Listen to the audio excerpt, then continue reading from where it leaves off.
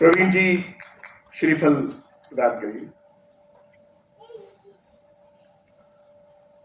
और राहुल भैया और आप उन्हें शाल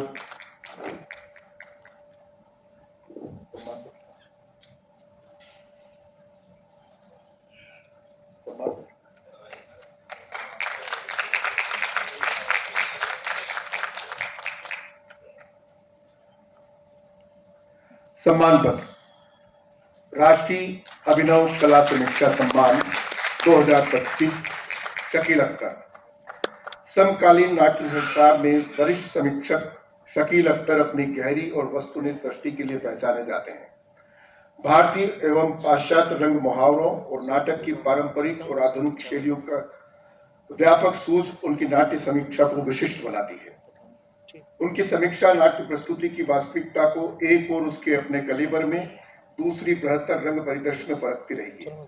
एक ऐसे शकील लेखन के पुरस्कार से सम्मानित किया गया।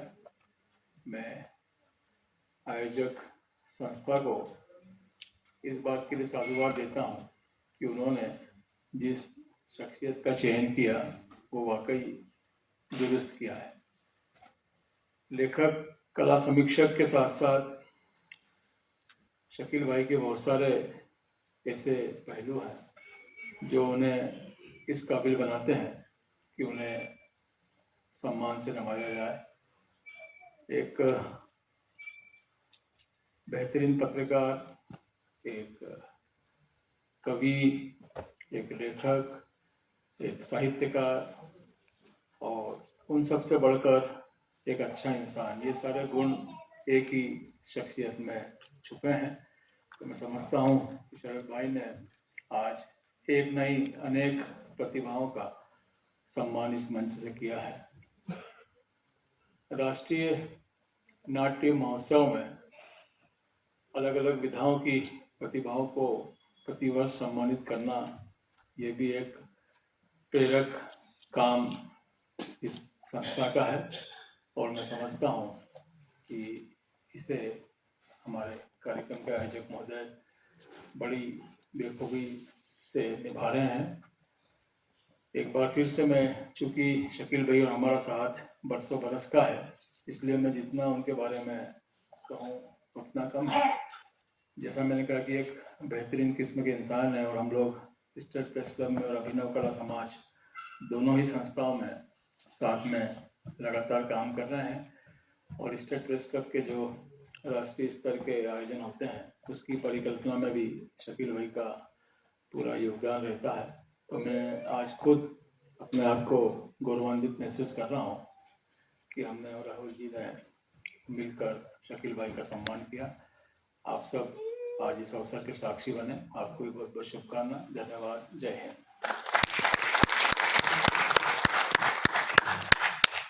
इस सम्मान के तहत 11,000 रुपए की राशि प्रदान की जाती है जो मैं डिजिटल उसमें कर रहा हूं। शकील भाई आपका नंबर यही है 9999155339।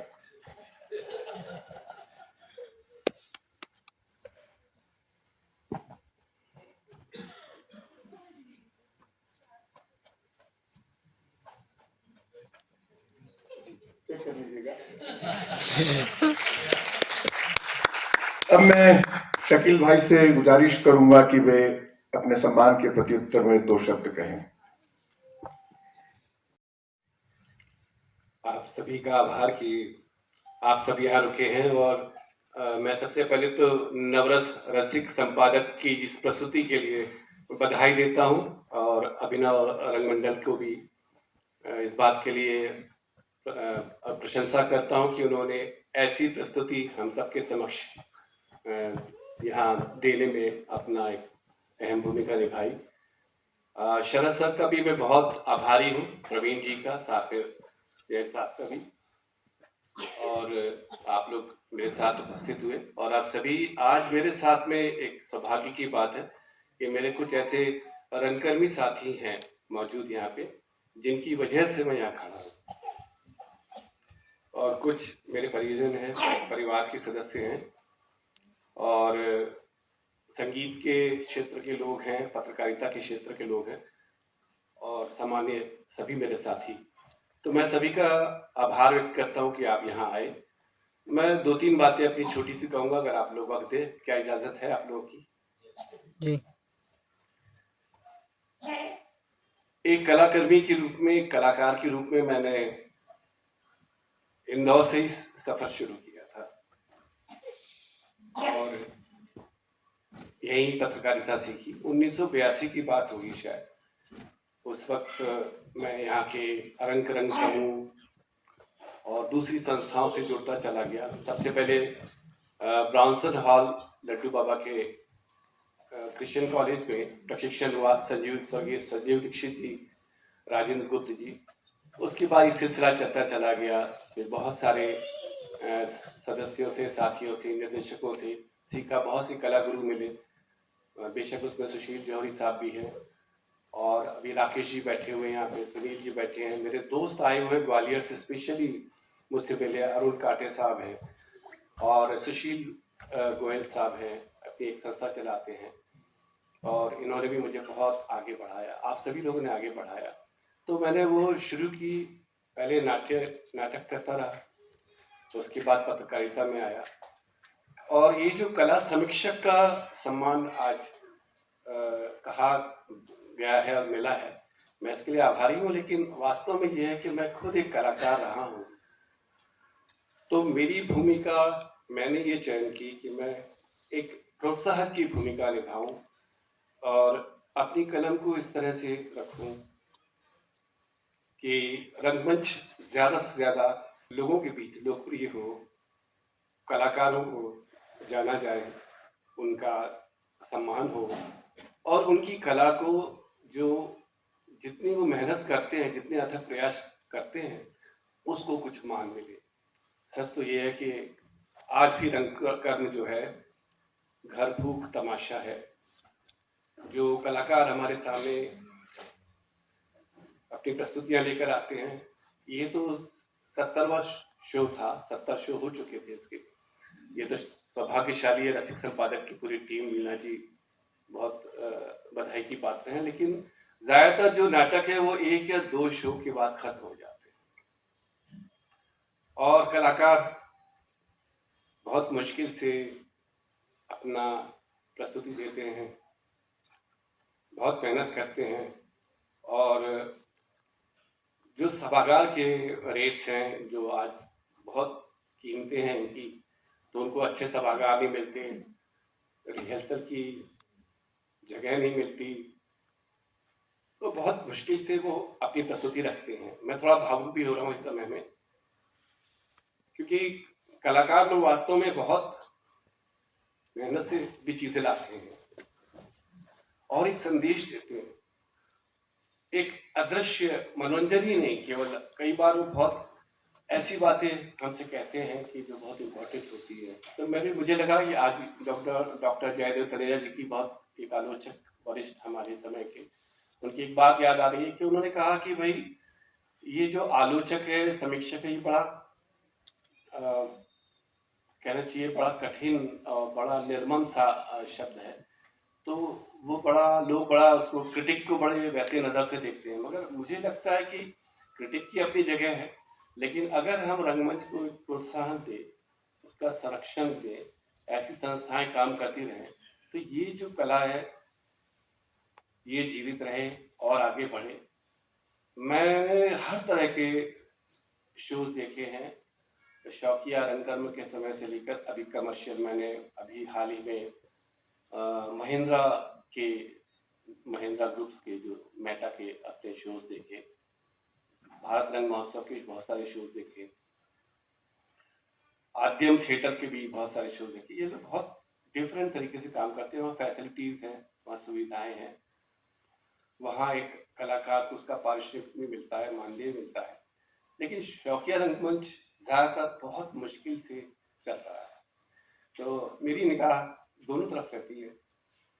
जो व्यावसायिक रूप से काम कर रहे हैं, कमर्शियली, आज मतलब मैं मेटा की तारीफ करूंगा कि वो बहुत अच्छा पारिश्रमिक देते हैं, बहुत अच्छी सुविधाएं देते हैं और वाकई कलाकारों को बोलते हैं कि जो आपको मन में आए, उनकी आज़ादी भी देते हैं कि आप जो आपको अच्छा लगे वो आप करिए, हमारी पूरी आज़ादी है, और उनको उतने ही पारिश्रमिक और मानदेय भी देते हैं। यही आद्यम थिएटर भी कर रहा है और इसलिए बहुत अच्छे शोज भी आ रहे हैं और आज की टेक्नोलॉजी के साथ आ रहे हैं, आज की चीज़ों के साथ आ रहे हैं। रंगमंच की पारंपरिक स्वरूप भी अपनी एक आवश्यकता है उसकी, लेकिन जो नया रूप है जो आज के दर्शकों के लिए चाहिए, आज की पीढ़ी के लिए चाहिए, तो वो भी उसमें जुड़ता चला जा रहा है। तो ये मेरे विचार में मेरी दोनों तरह से भूमिका है, लेकिन फिर भी मैं उन सारे कलाकारों के साथ खड़ा रहने की कोशिश करता हूँ कि जो लोग इसी तरह ये नाटक कर रहे हैं और रंगमंच को जीवित रख रहे हैं, एक जुनून की तरह अपना काम कर रहे हैं, समाज का सत्य दिखा रहे हैं, मनोरंजन भी कर रहे हैं और अपनी एक बहुत अच्छी भूमिका निभा रहे हैं। तो मुझे लगता है कि मेरा यही एक भूमिका होनी चाहिए एक समीक्षक के रूप में कि मैं बेहतर कर सकूं, अच्छे सुझाव रख सकूं। मैंने बहुत बार बहुत तीखा ना लिखने की जगह बहुत आराम से भी बातें भी लिखी है, अपनी कही है। मान लीजिए बहुत ही खराब लाइट है और बहुत 1 साल तक तैयारी हुई है, शो बहुत अच्छा हुआ है, बहुत बड़े पैमाने पे किया गया, लेकिन लाइट ही खराब है। जैसे अभी शरद शबल साहब कह रहे थे कि यहाँ पे ये वाली जो ब्लू लाइट लगी है ये आंखों पे चुभती है, ये ऐसे नहीं होना चाहिए। तो कुछ ऐसी बातें भी, तो वो भी मैं बहुत सहजता से कहता हूँ कि काश आप इसमें ये और जोड़ सके। बल्कि मैं कई बार निर्देशकों से बात करता हूँ, उनसे कह देता हूँ कि मैंने ये इशारा भर किया है कि आप इसको ठीक कर लेंगे तो और अच्छा हो जाएगा, ये सीन्स ऐसे हैं, अगर आप उचित समझें तो मेरा एक सुझाव है, ये आप कर लेंगे तो अच्छा। इन 35 सालों में मैंने कितने कलाकारों के बारे में लिखा, कितने कार्यक्रम कवर किए, कितने सारे शोज देखे, मुझे याद नहीं। सिर्फ ये याद है कि मुझे अच्छा लगा, मैंने देखा भी दिया।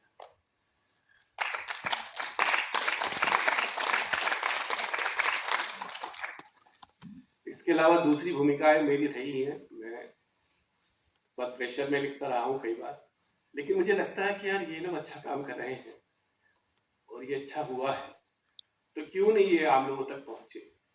तो उसके लिए कोशिश करता रहता हूँ, देखता रहता हूँ, और ये आज की जो बड़ी जिम्मेदारी की स्थिति और आ गई है तो मैं ये समझता हूँ कि मैं और उसको अच्छे से निभाने की कोशिश करूंगा। मैं क्षमा चाहता हूँ, आपने मेरा बहुत समय लिया, मैंने आपका लिया, आई एम सॉरी, और आपने मुझे ध्यान से सुना और मेरे विचार आपको अच्छे लगे होंगे, मैं समझता हूँ। और मैं धन्यवाद करता हूँ एक बार फिर से अभिनव रंग मंडल का, शरद जी का, प्रवीण खालीवाल जी का, सर का, आप सभी का। मैं कई लोगों के नाम ना ले पाया हूँ तो मैं क्षमा चाहता हूँ, लेकिन मैं सभी को अपनी समान भावनाएं व्यक्त करता हूँ। धन्यवाद।